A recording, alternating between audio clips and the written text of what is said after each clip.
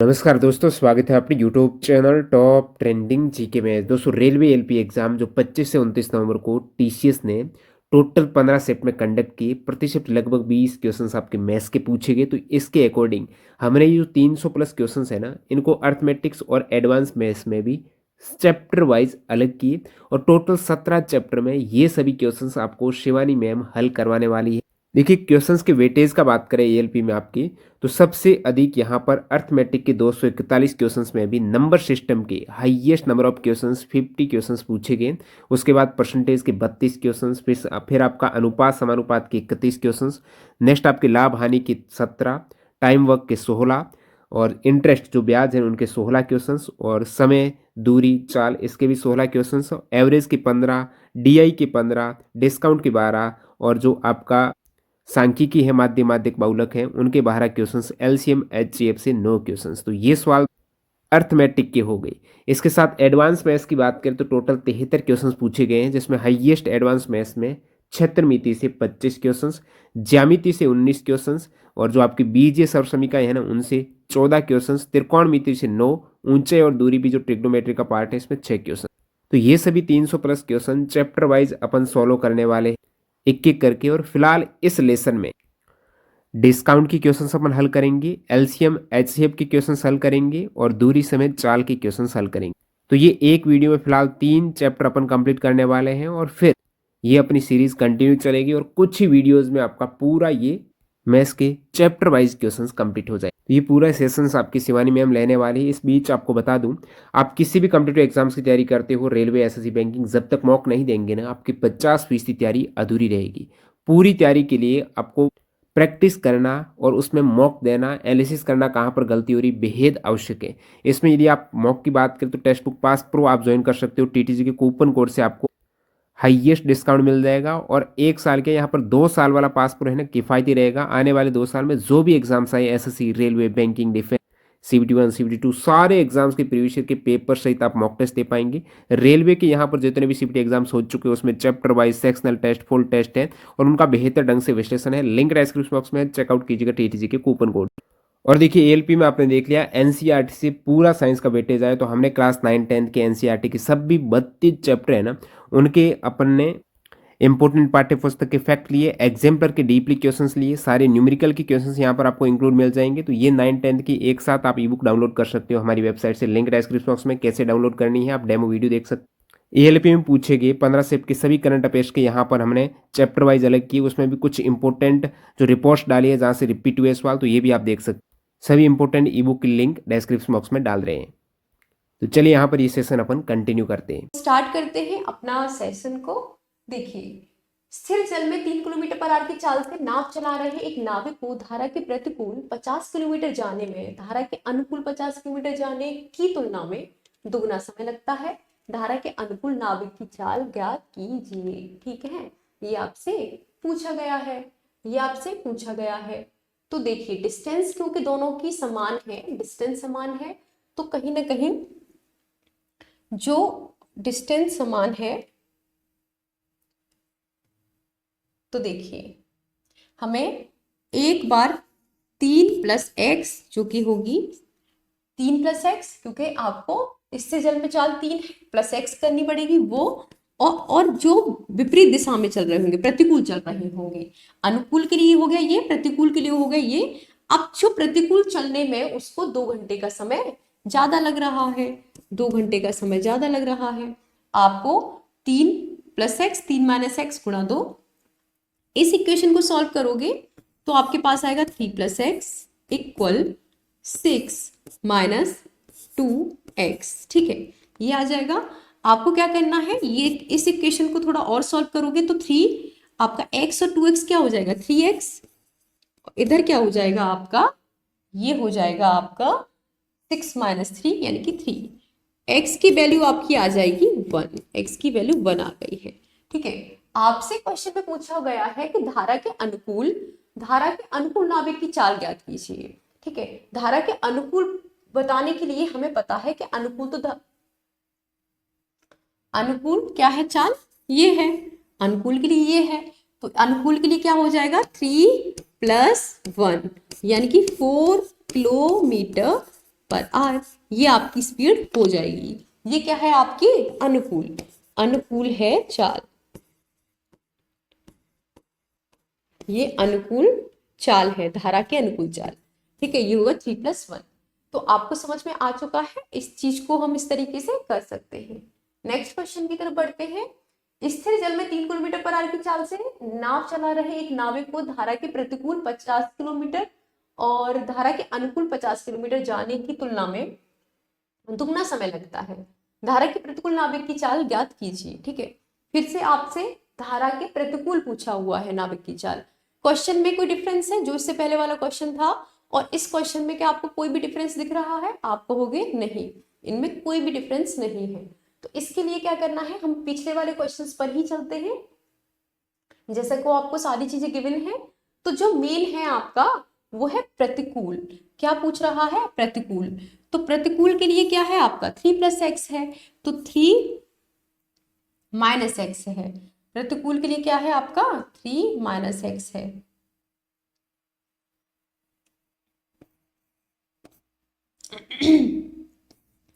Three minus one यानी कि ये आ जाएगा 2 किलोमीटर पर आवर।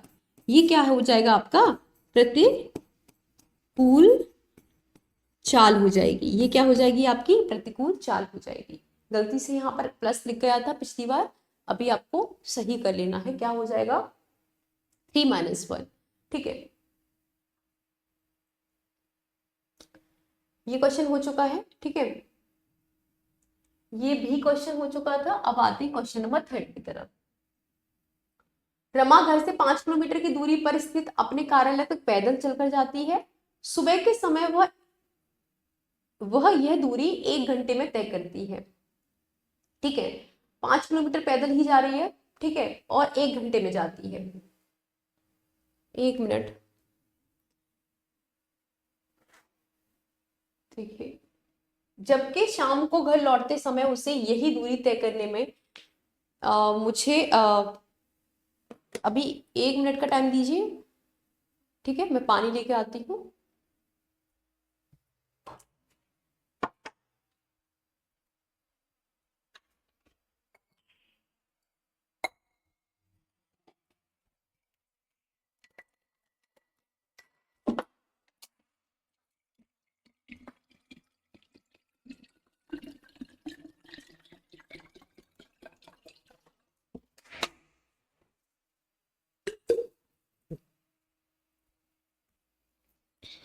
ठीक है, क्या था ये हमारा क्वेश्चन?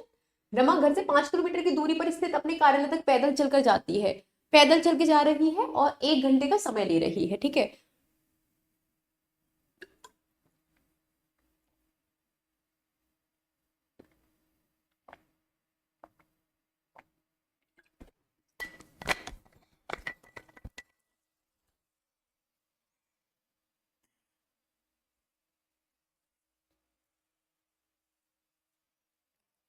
देखिए 1 घंटे का समय ले रही है और पैदल जा रही है 5 किलोमीटर। उसके बाद जबकि शाम को घर लौटते समय उसे यही दूरी तय करने 15 मिनट अधिक समय लगता है। 15 मिनट का अधिक समय लग रहा है उसे। दोनों ओर की यात्रा के दौरान उसकी औसत चाल बताइए। ठीक है, देखो औसत चाल की बात कर रहा है तो पहले 5 किलोमीटर गई होगी, फिर 5 किलोमीटर वापस आती होगी। ये होगा सुबह उसे 1 घंटा समय लग रहा है, 1 घंटा समय लग रहा है, और जब वापस आ रही है तो 15 मिनट अधिक लग रहे हैं। यानी कि 1 घंटा तो लग रहा है, 15 मिनट अधिक लग रहे हैं। तो क्या हो जाएगा, ये हो जाएगा 1/4, 4 के 4 5, यानी कि 5/4। ये हो जाएगा 5/4। अब इस चीज को सॉल्व करोगे तो ये हो जाएगा 10, ये हो जाएगा 4 और 5 9/4 का मतलब 4 यहाँ आ जाएगा, ये है अलग। यानी कि 40/9, 40/9 विल बी योर आंसर। 40/9। आप इस ऑप्शन में जाओगे तो आपको 3 सही 3/5 इस तरीके से दिखेगा। तो 9 चौक 36, 37 38 39 40, यानी कि option C will be your answer. Option C will be your answer. Question clear हो गया होगा। दोनों आपकी क्या थी, डिस्टेंस थी, उनको हमने सम किया और हमने अपने नीचे जो टाइम दे रखा था उसको किया और हमारा आंसर आ गया 5/4। 5/4 आंसर नहीं है, 5/4 ये सॉल्व करके आया था। पूरा 40/9 आपका आंसर हो जाएगा। ठीक है, नेक्स्ट क्वेश्चन की तरफ बढ़ते हैं। दो व्यक्ति 56 किलोमीटर की दूरी पर स्थित दो स्थानों से एक दूसरे की ओर गाड़ी चलाते हुए आते हैं। पहले व्यक्ति को मतलब पहले व्यक्ति की जो चाल है वो 12 किलोमीटर पर आवर है और दूसरे व्यक्ति की चाल है 14 किलोमीटर पर आवर है। यदि वे एक साथ गाड़ी चलाना आरंभ करते हैं तो कितने समय बाद वो एक दूसरे से 4 किलोमीटर की दूरी पर होंगे।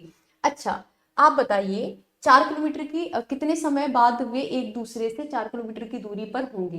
यानी कि 4 किलोमीटर की दूरी तय करने से पहले जो दूरी उन्होंने तय की होगी, जितनी भी है 4 किलोमीटर, मतलब लास्ट रह गई है, यानी कि 56 - 4, यानी कि जो इतनी दूरी है उनकी 52 किलोमीटर, 52 किलोमीटर की दूरी उन्होंने किस स्पीड से तय की हुई, क्योंकि उसने पूछा है कितने समय बाद, कितने समय, तो उस दूरी को, यानी कि 52 किलोमीटर दूरी, समझ रहे हो ना। 26 किलोमीटर क्या है आपकी पूरी है, और 4 किलोमीटर से पहले पहले कितना टाइम लगा होगा, तो 4 किलोमीटर दूरी तय करने से जो लास्ट की 4 किलोमीटर दूरी होगी वो 56 - 4 होगी, तो यानी कि 52।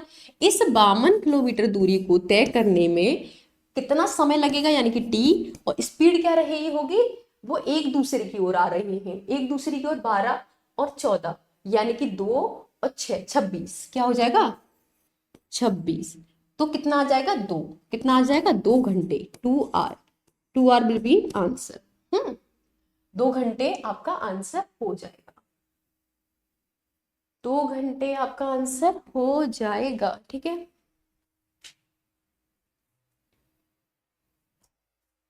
दो घंटे आपका आंसर आ चुका है। नेक्स्ट क्वेश्चन की तरफ चलते हैं। मैं 10 किलोमीटर पर आवर की चाल से चलता हूँ और 2 घंटे में ठीक समय पर अपने स्थान पर पहुंच जाता हूँ। यदि मैं अपनी चाल 5 किलोमीटर बढ़ा दूं तो मैं अपने गंतव्य तक कितनी जल्दी पहुंच जाऊंगा, ठीक है। अच्छा, 10 किलोमीटर पर आवर के हिसाब से चलता हूं तो 2 घंटे में पहुंच जाता हूँ, तो डिस्टेंस कितनी होगी। आपने कहा कि अगर आप 10 किलोमीटर पर आवर की चाल से 2 घंटे तक चल रहे हो तो आपकी जो डिस्टेंस होगी वो क्या हो जाएगी, मल्टीप्लाई हो जाएगी, यानी कि 20 हो जाएगी। डिस्टेंस आपकी 20 किलोमीटर हो गई, डिस्टेंस आपकी 20 किलोमीटर हो गई। अब आपसे वो बोल रहा है कि 5 किलोमीटर और बढ़ा लेता हूँ स्पीड को, जो पहले 10 किलोमीटर थी वो उसको 5 किलोमीटर पर आवर, और 10 किलोमीटर पर आवर को 5 किलोमीटर पर आवर से और बढ़ा रहा है। तो यानी इसी 20 किलोमीटर दूरी को तय करने में अब उसको किस स्पीड से करेगा, 15 किलोमीटर पर आवर की स्पीड से करेगा, ठीक है। ये हो गया उसका टाइम। इसमें 60 से मल्टीप्लाई कर देते हैं, जिससे कि 15 × 4 = 60, ये हो जाएगा 80 मिनट। क्या हो जाएगा 80 मिनट, यानी कि इस दूरी को जब वो अपनी स्पीड को बढ़ा रहा है तो इतने 80 मिनट में तय कर रहा है। अच्छा, पहले कितनी मिनट में तय कर रहा था, आपने कहा तो पहले तो वो 2 घंटे ले रहा था, 2 × 60 यानी कि 120 मिनट, 120 मिनट हो गई ये, 120 मिनट ये हो गई, और आपकी 80 मिनट ये हो गई। तो डिफरेंस कितना आया, पहले वो 120 मिनट ले रहा था, वहीं अपनी स्पीड को 5 किलोमीटर और बढ़ा के उसको अब 80 मिनट में उस चीज को, वो डिस्टेंस को कवर कर पा रहा है। तो 40 मिनट का जो गैप है, क्या यही आंसर नहीं है। 40 मिनट का जो गैप है यही आपका आंसर हो जाएगा, क्योंकि आपसे उसने पूछा है कितनी जल्दी, यानी कि 40 मिनट पहले, ठीक है। नेक्स्ट क्वेश्चन की तरफ बढ़ते हैं। 100 किलोमीटर पर आवर की चाल से चल रही 250 मीटर लंबी एक रेलगाड़ी विपरीत दिशा से 62 किलोमीटर पर आवर की चाल से आ रही एक और दूसरी रेलगाड़ी को 10 सेकंड में पार करती है। दूसरी रेलगाड़ी की लंबाई क्या होगी। 100 किलोमीटर पर आवर की चाल से चल रही 250 मीटर, तो 250 मीटर लंबी रेलगाड़ी, ठीक है, और 62 किलोमीटर की चाल से आ रही, ठीक है, एक रेल विपरीत दिशा से। तो 100 और 162, ये हो जाएगा 100 और 62, 162, ठीक है, ये हो गया। अब आपको दे रखा है एक दूसरी रेलगाड़ी से 10 सेकंड में पार करती है, तो 10 सेकंड आपने यहाँ लिख ली, ये मीटर और इस सेकंड, ये किलोमीटर पर आवर आपको दिख रहा है, तो इसमें क्या करोगे 5/18 से क्या करोगे आप मल्टीप्लाई। आपसे पूछा हुआ है दूसरी रेलगाड़ी की लंबाई, तो आपको प्लस x करना पड़ेगा। हमने सपोज कर लिया है कि उसकी लंबाई क्या है, x होगी। तो 18 निम 162, 9×5 = 45, 45 × 10, 45 × 10 450, 450 में से 250 गए तो क्या आ जाएगा आपका, 450 में से 250 गए तो 200 आ जाएगा, यानी कि x की वैल्यू जो होगी वो 200 होगी। क्लियर हो गया होगा आपको। इस इक्वेशन को सॉल्व करोगे, 45 450, 450 में से 250 यहाँ से चले जाएंगे, x की वैल्यू आ जाएगी 200। क्या 200 है? हाँ, 200 आपका ऑप्शन नंबर सी है। 200 क्या है आपका? ऑप्शन नंबर सी है। तो क्लियर हो गया होगा आपको। नेक्स्ट क्वेश्चन की तरफ बढ़ते हैं। 40 किलोमीटर पर आवर और 22 किलोमीटर पर आवर की चाल से एक ही दिशा में चल रही दो रेलगाड़ियां 1 मिनट में एक दूसरे को पूरी तरह से पार कर जाती हैं यदि पहली रेलगाड़ी की लंबाई 125 है। पहली की 125 है, ठीक है। दूसरी रेलगाड़ी की लंबाई बतानी है। कितने मिनट में? कितना टाइम है? 1 मिनट, तो 60 सेकंड, ठीक है। आपको क्या है, एक ही तरफ चल रही है, तो ये क्या होंगी? घटेंगी। ये कितनी आ जाएंगी? 18। 5/18 से मल्टीप्लाई तो करना ही पड़ेगा। क्यों? क्योंकि हमें इसे मीटर पर सेकंड में चेंज करना है। 5 30 यानी कि 300, यानी कि x प्लस 125 इक्वल 300। x की वैल्यू कितनी आ जाएगी? 175। 175 विल बी योर आंसर। दूसरी ट्रेन की जो लंबाई हो जाएगी वो 175 हो जाएगी। Option number C will be right. Option number C will be right. Okay, अभी ये क्वेश्चंस नीचे सिरे कर रखे हैं क्योंकि ऊपर लाइटिंग की वजह से बहुत ज्यादा फोकस आ रहा है, ठीक है। और ये सिस्टम भी अभी नया है, आप देखते होंगे इससे पहले जो सिस्टम था वो बिल्कुल अलग ही था, अभी अलग है, तो थोड़ा टाइम लगेगा यूज टू होने में। ओके, तो इसीलिए थोड़ा सा नीचे है क्वेश्चंस, और सेट भी करना नहीं आ रहा, उस तरीके से क्वेश्चंस नहीं हो रहे जिसमें जैसे पहले वाले सेट में आराम से ऊपर नीचे या फिर स्लाइड कर पा रही थी मैं। इसमें मुझे थोड़ी प्रॉब्लम हो रही है, तो धीरे धीरे चीजें आएंगी। एक साइकिल चालक 2.5 किलोमीटर की दूरी 4 मिनट 10 सेकंड में तय करता है। उसी चाल से 6 किलोमीटर की दूरी तय करने में उसे कितना समय लगेगा? तो एक साइकिल चालक क्या कर रहा है? 2 5 और 00, ये है उसकी डिस्टेंस। 4 मिनट 10 सेकेंड, 4 मिनट में चाची 24, 240 प्लस 10 सेकेंड्स में कितना हो जाएगा? 250 सेकेंड्स। समझ में आ गया होगा आपको, क्योंकि 4 है, 4 में 60 का और मल्टीप्लाई करना पड़ेगा, तो चाची 24, 240 प्लस 10, ये आ जाएगा 250। ये क्या हो जाएंगी? सेकेंड्स। ये आपकी सेकेंड्स हो गई। इस तरीके से डिस्टेंस और टाइम। तो ये क्या है? डिस्टेंस टाइम है, तो स्पीड निकाल रहे हो आप। स्पीड कितनी निकल आएगी? 10 मीटर पर सेकेंड। यही तो निकली, ठीक है, यही निकली आपकी, ये निकल आई। उसी चाल से, यानी कि चाल सेम रखो, 6 किलोमीटर की दूरी तय करने में, 6 किलोमीटर की दूरी तय करा रही हूँ, चलो हम इसको क्या करते हैं, मीटर में चेंज कर लेते हैं। उसे कितना समय लगेगा? और 10 मीटर पर सेकेंड, ये मीटर इसीलिए चेंज किया है। आपको टाइम पूछा हुआ है, आप क्या करोगे? इसमें आ जाएगा 600 सेकेंड्स। 600 सेकेंड्स आपका आ गया टाइम, ठीक है। इसमें मिनट में दे रखा है, मिनट में क्या होगा? 600 सेकेंड्स क्या होती है? 10 मिनट होती है। 10 मिनट होती है क्योंकि 60 गुणा 10 होता है। 60 ही आपकी क्या होती है, ठीक है। 60 क्या होती है आपकी? सेकेंड्स। 10 मिनट में क्या हो जाएंगी? 60 से मल्टीप्लाई कर दोगे तो 600 सेकेंड्स क्या होती है? 10 मिनट। तो आपका ऑप्शन नंबर ए क्या हो जाएगा? सही आंसर। ऑप्शन नंबर ए क्या हो जाएगा आपका? सही आंसर। नेक्स्ट क्वेश्चन की तरफ बढ़ते हैं, ठीक है।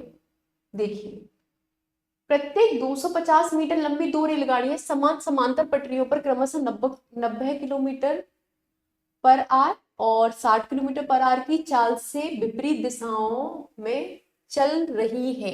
250 मीटर लंबी दो रेलगाड़ियां, यानी कि टोटल डिस्टेंस जो है वो 500 मीटर है, ठीक है। 90 किलोमीटर और 60 किलोमीटर पर आवर, तो ये विपरीत दिशाओं की बात कर रहे हैं, तो 150, 5/18, ठीक है। और आपको क्या पूछा है? वे एक दूसरे को कितने सेकंड्स में पार करेंगी, तो टाइम आपसे पूछा हुआ है, इसीलिए 5/18 से मल्टीप्लाई कर लिया है। क्यों? क्योंकि हमें चाहिए, जो भी हमें चाहिए होगा वो किससे चाहिए होगा? सेकंड से, मीटर पर सेकंड, इसीलिए 0 से 0 और 5 से 5, ये आ जाएगा 10, ठीक है। तो 5×3 = 15 और 5×2 = 10 और 3×6 = 18, तो 6×2 = 12, यानी कि टी क्या आ जाएगा आपका? 12 seconds. 12 seconds will be your answer. 12 seconds will be your answer. किस तरीके से वो सॉल्व कर लेना? 150 5 कट्टा बट्टी कर ली, टी हमारा 12 सेकेंड्स आ गया है, और 12 सेकेंड्स आपका कौन सा है? B option. बी ऑप्शन क्या हो जाएगा आपका 12 सेकेंड्स। ठीक है, नेक्स्ट क्वेश्चन की तरफ बढ़ते हैं। एक कार 80 किलोमीटर की दूरी 20 किलोमीटर पर आवर की चाल से और अगली 30 किलोमीटर की दूरी 30 किलोमीटर पर आवर की चाल से, कार की ओर चाल, कार की औसत चाल, हाँ, कार की औसत चाल क्या है? तो देखो, औसत चाल के लिए हमें सबसे पहले डिस्टेंस लिखनी पड़ती है जो कि है 80, फिर हमें दूसरी डिस्टेंस लिखनी पड़ेगी जो कि है 30, फिर हमें डिस्टेंस अपॉन स्पीड लिखनी पड़ती है क्योंकि नीचे टाइम लिखना पड़ता है। टाइम क्या होता है? Distance upon speed. तो डिस्टेंस हमने क्या की 80, स्पीड क्या है 20, डिस्टेंस क्या है 30, स्पीड क्या है 30। इस तरीके से देखो तो 110, नीचे देखो तो 4, 20 से 80 में करोगे तो 4 और 1 5, कितना आ जाएगा? 5 दूनी 10, 5 दूनी 10, सही है 22 किलोमीटर पर आवर। तो 22 किलोमीटर पर आवर आपका आंसर हो जाएगा। ठीक है, समझ में आ गया होगा आपको ये क्वेश्चन। ठीक है, हमारा काम है आपको इसका सॉल्यूशन प्रोवाइड कराना। ठीक है, और मुझे पता है इजी क्वेश्चंस हैं, आपको मोस्ट ऑफ द क्वेश्चंस आते होंगे, बस आपको बढ़िया लग रहा होगा कि चलो ठीक है इस टाइप के क्वेश्चंस आ रहे हैं। देखो 5 घंटे में 275 किलोमीटर की दूरी तय कर सकती है। यदि इसकी चाल में 5 किलोमीटर पर आवर की कमी कर दी जाए तो कार को 250 किलोमीटर की दूरी तय करने में कितना समय लगेगा? 5 घंटे में 275 किलोमीटर जा रहा है तो किलोमीटर और ये समय है आपका, तो इससे क्या निकाल दोगे? स्पीड निकाल दोगे। स्पीड डायरेक्ट निकालो, 55 25 55 25, ये आ जाएगी 55 किलोमीटर पर आवर। यदि इसकी चाल में 5 किलोमीटर पर आवर की कमी कर दी जाए तो आप कितनी स्पीड टू को क्या कर रहे हो? इस S2 को क्या कर रहे हो? आप 50 कर रहे हो। ठीक है, ये 50 कर रहे हो क्योंकि ये S1 था, ये आपका 55 था। तो कार को 250 किलोमीटर, डिस्टेंस 250 किलोमीटर जाने में कितना समय लगेगा? टी पूछा हुआ है और आपको पता है कि स्पीड टू क्या है आपकी 50 है, तो क्या आ जाएगा 5, और ये क्या आ जाएगा घंटे। 5 घंटे विल बी योर आंसर, 5 घंटे विल बी योर आंसर। ठीक है, आपको समझ में आ गया होगा। नेक्स्ट क्वेश्चन की तरफ बढ़ते हैं। देखिए, सुमित ने 10 किलोमीटर 120 मीटर स्कूटर से 10 किलोमीटर 120 मीटर, तो 10120 ये आ जाएगा मीटर में। 1 किलोमीटर 970 मीटर, तो 1970 ये हो जाएगा। 15 किलोमीटर 850 मीटर, तो 15850, ये सभी को पूछा है कि कुल दूरी बतानी है। कुल दूरी बतानी है तो देखो 0 और 7 8 9 9 5 4, 1 9 10 11 11 और 8 19, 1 5 6 7 2, ये आ गया 27940, 27940, D will be your answer. ठीक है, टोटल डिस्टेंस आपसे पूछी गई थी, टोटल डिस्टेंस आपसे पूछी गई थी D1 D2 D3। ठीक है, ये आपकी डिस्टेंस है, तो 27940 आपकी डिस्टेंस आ जाएगी। ठीक है, देखिए 45 किलोमीटर पर आवर की चाल से चल रही एक रेलगाड़ी एक खंबे को 24 सेकंड में पार करती है। रेलगाड़ी की लंबाई कितनी है? ठीक है, रेलगाड़ी की लंबाई कितनी है?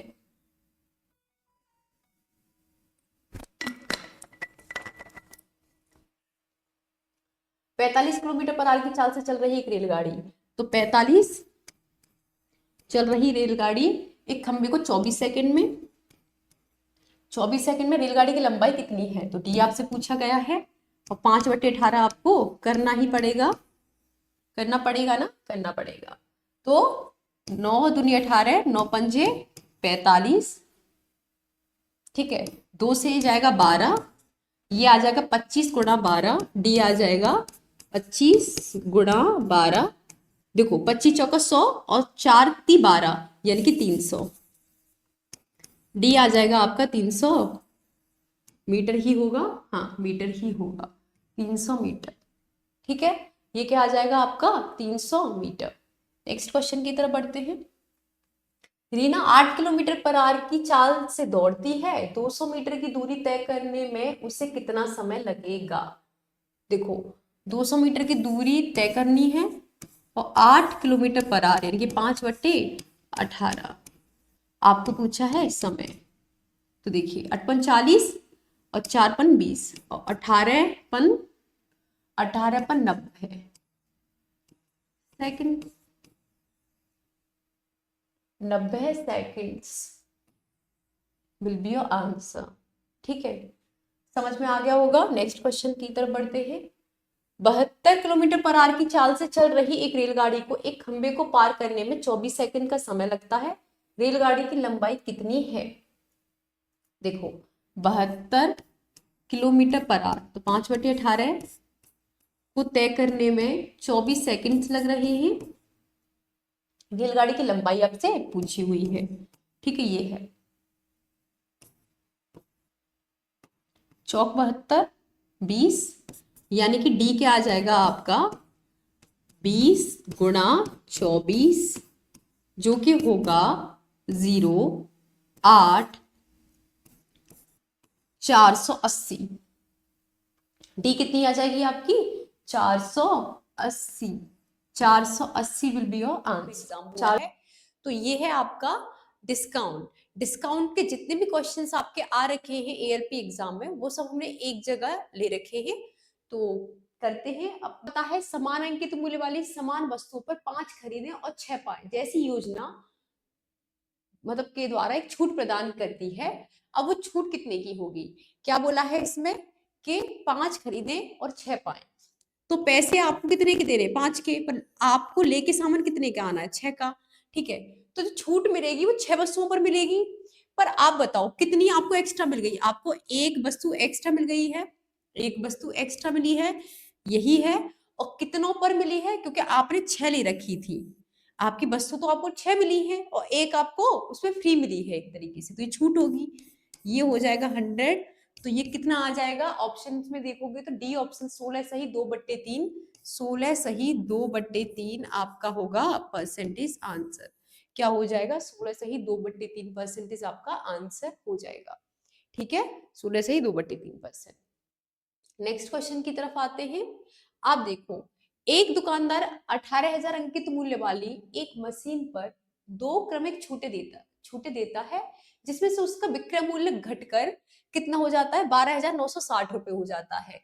तो यदि 10% और x% की छूटें दी गई है, उसको 10% है, दूसरी छूट हमें नहीं पता कितनी है, वो x% मान ली, तो आपको x की वैल्यू बतानी है। तो आपने कहा कि देखो सबसे पहले तो हमारा एमपी क्या है 18,000, इस पे 10% की छूट दी गई है तो कितना हो जाएगा 90/100। और एक बार आपको छूट दी गई है 100 - x, हमें नहीं पता कितनी है पर वो 100 - x है, अपॉन 100 इक्वल होगा आपका, क्या होगा इक्वल? आपका विक्रय मूल्य कितना बन रहा है 12,960। क्या है आपका 12,960, ये है आपका विक्रय मूल्य। इस तरीके से था, 100 से 100 कैंसिल हो गया, 0 0 0 0 यानी कि 18 और 9, यानी कि 100 - x की जो वैल्यू है वो है आपकी 12960 डिवाइड बाई 18 × 9। 9 से इसको कट करेंगे तो 9 × 9 और 9 चौक 36 और 9 चौक 36 144। 18 से 144 अट्ठो टू 6 यानी कि 18 अट्ठे 144 यानी कि 80 आपका आंसर आ जाएगा। 80 आपका आंसर नहीं है, 80 100 - x की वैल्यू है। क्या है आपकी 100 - x की वैल्यू क्या है आपकी 80 है। तो x की वैल्यू क्या हो जाएगी आपकी 20। तो 20 जो है डिस्काउंट वही आपसे पूछा हुआ था कि डिस्काउंट कितना होगा, तो 20% का क्या होगा आपका डिस्काउंट होगा। क्या होगा 20% का आपका डिस्काउंट होगा। समझ में आ गया होगा। पहले मान लो किसी भी वस्तु का प्राइस ये था, एमपी दे रखा था, उस पे पहले 10% की छूट, फिर आपको हमें नहीं पता कितनी है, वो x% की छूट थी, और उधर जो है उसका एसपी है कि 12,960 रुपए में आपको वो बेचनी है। इस तरीके से आपने देखा, आपका आंसर आ चुका है। नेक्स्ट क्वेश्चन की तरफ बढ़ते हैं। एक दुकानदार 5% और 4% की 2 क्रमिक छूटें देता है, तो एकल छूट बताइए, यानी कि सक्सेसिव लगाना है। तो आप देखो 5%, देखिए 5% की छूट दे रहा है, फिर आपको वो 4% की छूट दे रहा है, माइनस आपको क्या है 5 × 4। वैसे ये ऐसा नहीं होता, कायदे से छूट को हम नेगेटिव से करते हैं, जैसे कि माइनस के 5% की छूट है और माइनस के 4% की छूट है, और माइनस यहाँ होता प्लस होता, लेकिन माइनस का 5 और माइनस का 4/100 इस तरीके से होता है ये। तो ये हो जाएगा -9, माइनस किससे डिनोट करते हैं, डिस्काउंट से, और 5 20, 20/100, 20/100 यानी कि 1/5 यानी कि माइनस के 0.2, प्लस का 0.2, माइनस माइनस प्लस, तो ये आ जाएगा 8.8, माइनस के 8.8% यानी कि ये उसका डिस्काउंट है। इस तरीके से होता है, लेकिन हम इसको इस तरीके से भी लिख सकते हैं, क्योंकि बाद में डिस्काउंट की हो रही है, ये प्लस हो जाएगा, तो हम इसको माइनस मान के चलते हैं। इस तरीके से है, ये कल लिख लेते हैं अपनी सुविधा अनुसार ही, जो भी है, ठीक है। तो आपका 8.8 क्या आ गया, आपका आंसर आ गया, 8.8 क्या आ गया, आपका आंसर आ गया है, 8.8% will be your answer, 8.8% will be your answer, ठीक है। नेक्स्ट क्वेश्चन की तरफ बढ़ते हैं, समझ में आ गया होगा आपको ये क्वेश्चन। नेक्स्ट क्वेश्चन की तरफ बढ़ते हैं, देखिए किसी सौदे पर 30% और 35% की दो छूटें दी गई है, तो एकल छूट किसके बराबर होगी, 30%,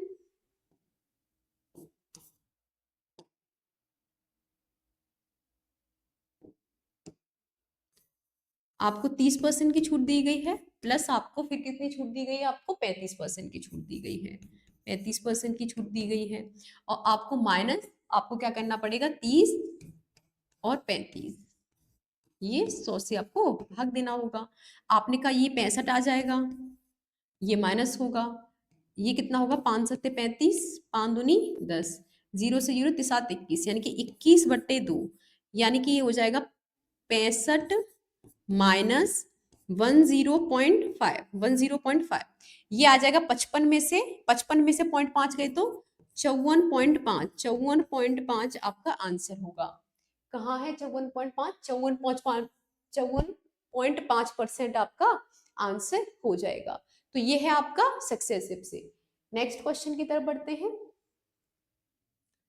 कौन सा विकल्प उन दो क्रमिक छूटों को निरूपित करता है जो 84% की एकल छूट के बराबर है, 84% की एकल छूट के बराबर है। तो आपने कहा कि देखो सबसे पहले हमें पता है, देखो ये 90 और ये 10, ये 100, ये 100, ये 100, ये 100, 100 बन रहे हैं सभी। इसका मतलब है कि 84% की छूट देने का मतलब क्या है, 84 आपको 100 में से माइनस करोगे, 84 तो कितना बचेगा, 16 बचेगा, यानी कि जिन दो का मल्टीपल ही 16 होगा, जिन दो का मल्टीपल ही 16 होगा, वही आपका ऑप्शन सही होगा। तो ये 9, 9 का 1 में 9 आ जाएगा, 6×4 24 आ जाएगा, 7×21 आ जाएगा, और 8×2 16, तो आपका ये वाला ऑप्शन ही होगा सही आंसर। बाकी पूरी तरीके से सॉल्व करने के लिए हम इसको सॉल्व करते हैं, जैसे कि मान लो आपके पास है 20 और 80, सपोज हमने ये वाला ही ले रखा है, हमने लिया 20 + 80, क्योंकि हमें पता है कि ये तो 100 बनेंगे, -20 × 80, अब इससे 100 का भाग दे दो, आप कहोगे ये 100 हो गया, -2 × 16 हो जाएगा, तो ये आ जाएगा 4, इधर बचेगा कम, ये होगा 84, तो 84% will be your answer, 84% will be your answer. तो इस तरीके से आपकी एकल छूट ये हो जाएगी 84%। नेक्स्ट क्वेश्चन की तरफ बढ़ते हैं, अमित ने एक लैपटॉप उसके अंकित मूल्य पर 25% की छूट पर खरीदा, कितनी छूट पर खरीदा है वो, 25% की छूट पर खरीदा है। यदि उसे लैपटॉप के लिए 28,500 का भुगतान किया तो लैपटॉप का अंकित मूल्य कितना था, ठीक है। तो उसने जब खरीदा है, मान लो उसने जब खरीदा है तो विक्रय मूल्य रहा, जैसे मान लो अमित ने एक लैपटॉप उसके अंकित मूल्य पर 25% की छूट पर खरीदा, तो पढ़ कितने का रहा है उसे, 28,500 का पड़ रहा है। लेकिन अगर छूट उसके 25% की मिली होगी तो क्या ये वैल्यू जो है आपकी, क्या ये वैल्यू 75% की नहीं है। मान लो हमने एसपी को, हमने उसको एमपी 100 माना, 100 पे हमने क्या किया, 25% की छूट दे दी, तो 75%, यानी कि ये वैल्यू तो 75% की है, तो 1% की वैल्यू क्या आ जाएगी, 28500 अपॉन 75। अब अंकित मूल्य क्या था, 100% था, तो 100 से आपको क्या करना पड़ेगा, मल्टीप्लाई करना पड़ेगा, तो आपको इधर भी 100 से मल्टीप्लाई करना पड़ेगा, 25 × 75, 25 × 100, तिनम 27 5 15, तो 9500 मल्टीप्लाई बाई 4, ये हो गया आपका ऑप्शन। इस तरीके से अब इसको सॉल्व करोगे तो 00, ये होगा 5 चौक 20, 2 और 9 चौक 36, 37 38, 3800, 3800 विल बी आंसर, तो 38,000 विल बी योर आंसर। ठीक है, समझ में आ गया होगा कि ये वैल्यू जो है वो 75% के बराबर थी, क्योंकि हमें एमपी फाइंड करना था तो हमें क्या करना था, 100% की वैल्यू निकालनी। एक डीलर एक वस्तु के अंकित मूल्य पर 30% की छूट देता है। यदि वस्तु का विक्रय मूल्य 12,460 है तो अंकित मूल्य कितना होगा? ठीक है, देखो वस्तु का विक्रय मूल्य यानी कि 12,460, ये है उसका एसपी। पर हम अगर 30% की छूट दे रहे हैं, 100% अगर मान लो एमपी है, अगर उस पर 30% की छूट दे रहे हैं तो हम भी 70% ही दे रहे हैं, यानी कि ये 70% की वैल्यू है। आपको क्या पूछा है, एमपी पूछा है, 100% की वैल्यू पूछी है, तो आपने क्या कहा, 0 से 0 चला जाएगा।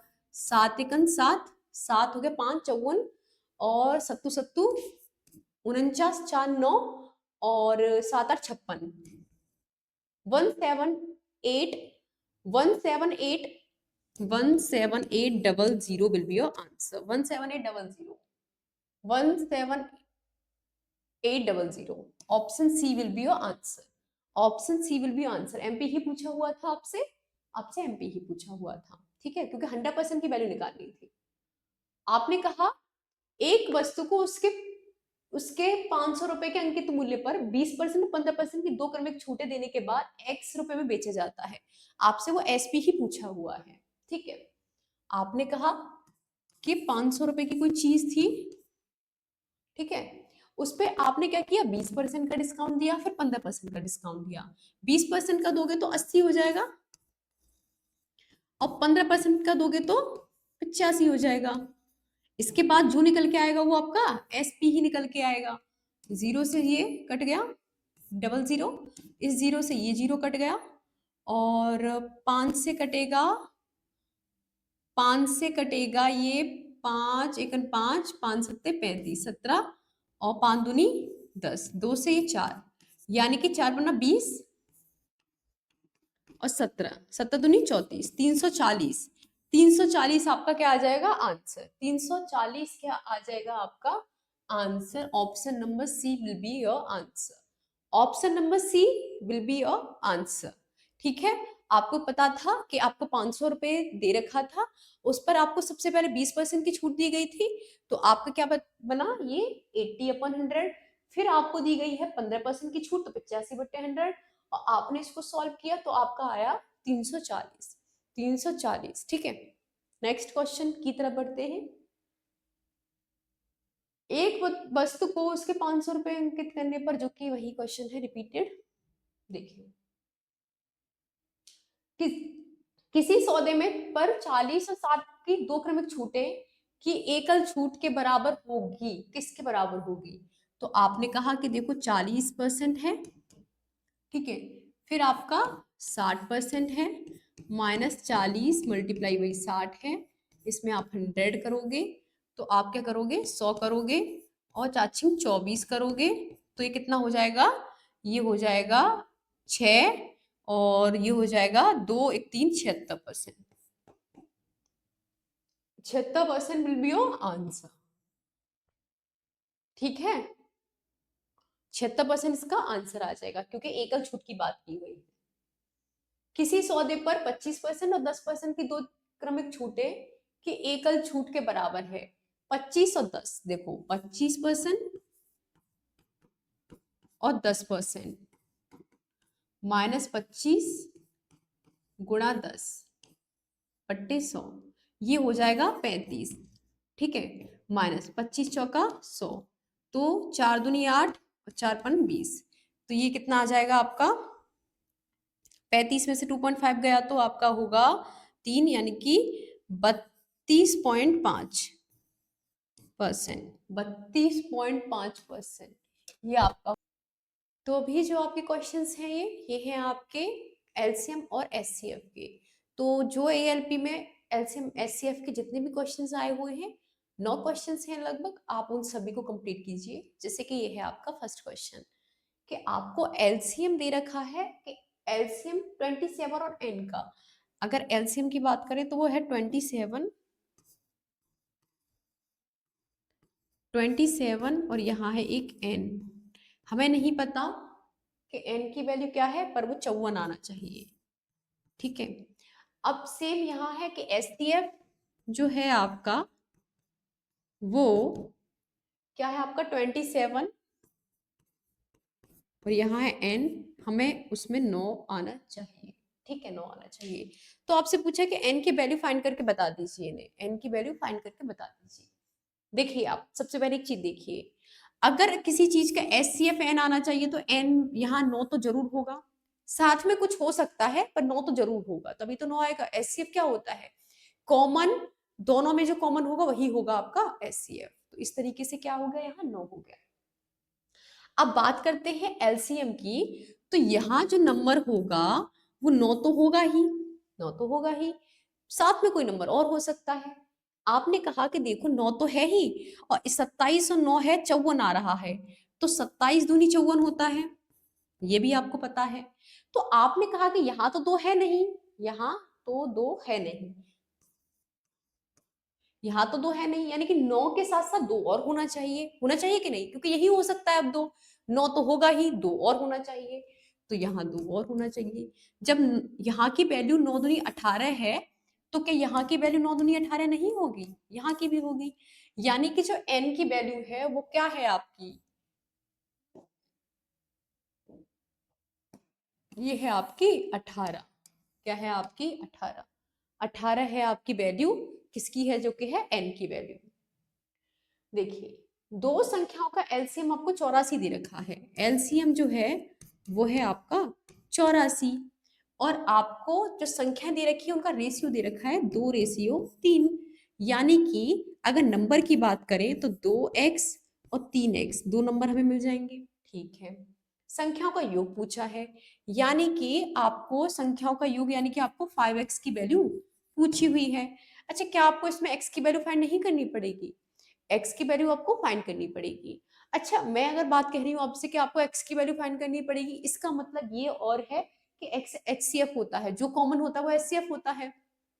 ठीक है, ठीक है, ये हो गया। अब आपने कहा कि देखो ये 84 है ना, तो अगर नंबर को, अगर हम यहाँ से जो हमने नंबर निकाले हैं, ये नंबर का अगर एलसीएम देखें तो 6x आना चाहिए, आया है, क्या आया है, 6x आया है, जो कि है एलसीएम। अगर एलसीएम 6x है और इधर एलसीएम 84 है, तो 6x की वैल्यू ही क्या हो जाएगी, 84, x की वैल्यू क्या हो जाएगी, 6×6 = 24, 14, 14 हो जाएगी, और 5x की वैल्यू आपसे पूछी हुई थी, तो 5×14, 14×5 = 70, तो 70 आपका क्या हो जाएगा आंसर, 70 ही आपका क्या हो जाएगा आंसर। ठीक है, नेक्स्ट क्वेश्चन की तरफ बढ़ते हैं।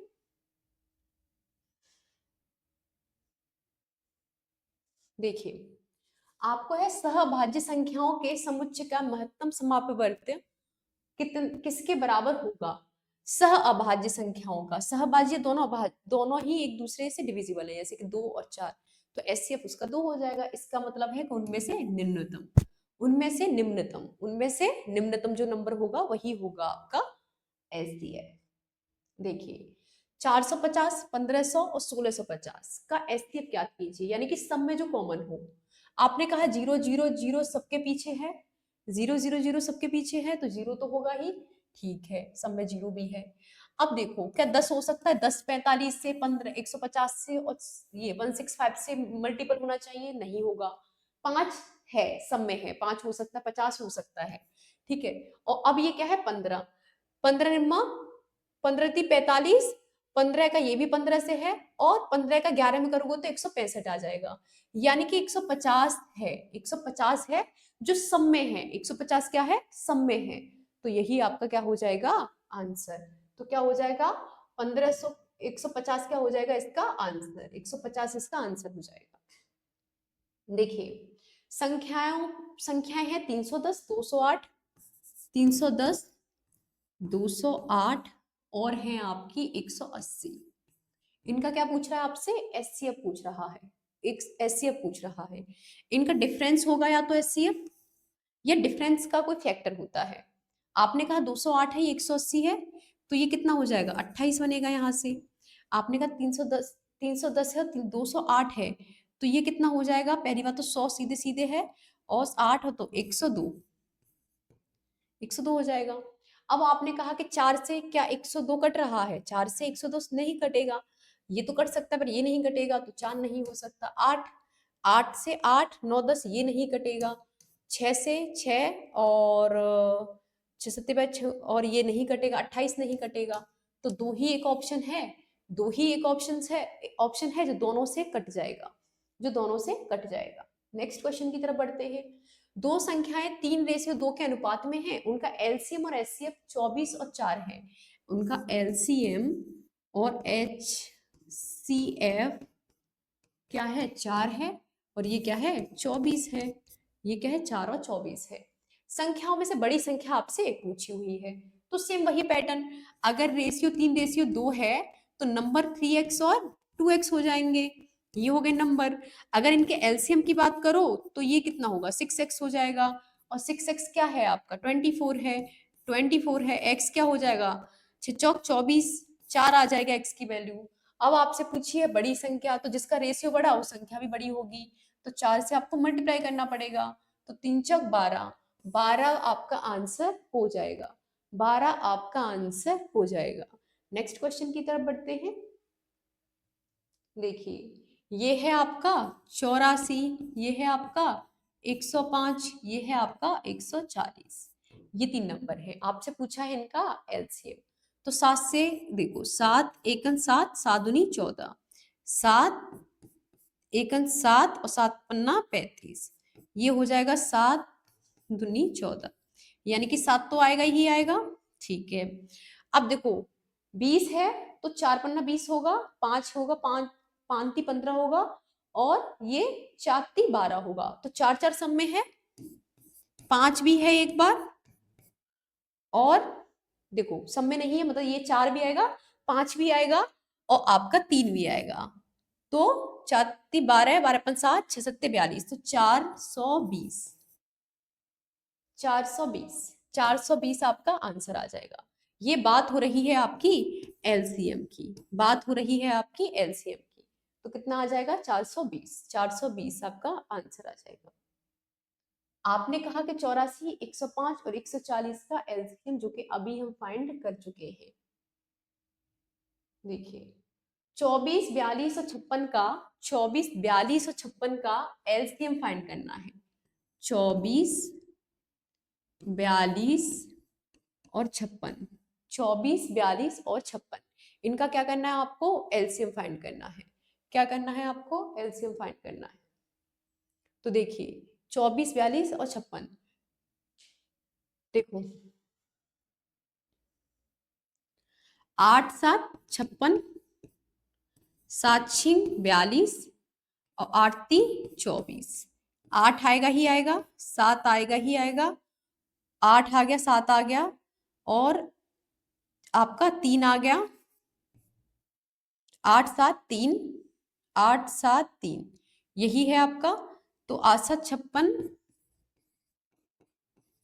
तिछक 18, 15 16, 168, 168, 168, 168, ये आपका क्या आ जाएगा एलसीएम। ठीक है, क्योंकि 8 को ले लिया सबसे पहले, 7 को ले लिया और 3 को भी ले लिया, यही थे नंबर, जो कि 168 आपका आंसर आ जाएगा। क्या आ गया आपका आंसर 168। इस सब का एलसीएम क्या आ जाएगा, अब लिख लो इसके पास, LCM of this and this is a LCM. यदि दो संख्याओं का एलसीएम और एचसीएफ 7 और 245 है, क्या है 7 है और 245,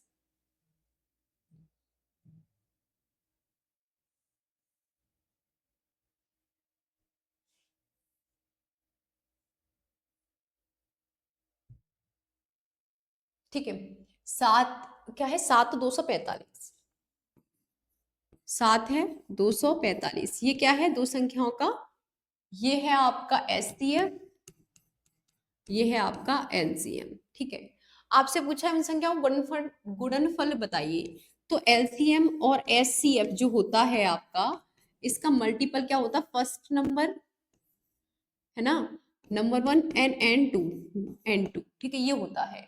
तो एलसीएम एचसीएफ का मल्टीपल है 7 गुणा 2 4 5, तो संख्या क्या होगी, 7 पन्ना 35, पीछे 5 आ रहा होगा, ये नहीं हो सकता, ये नहीं हो सकता, ठीक है, ये नहीं हो सकता। अब 5 6 7 8 9 और 2 7 दूनी 14, यानी कि 5 आ रहा होगा इसका डिजिटल सम।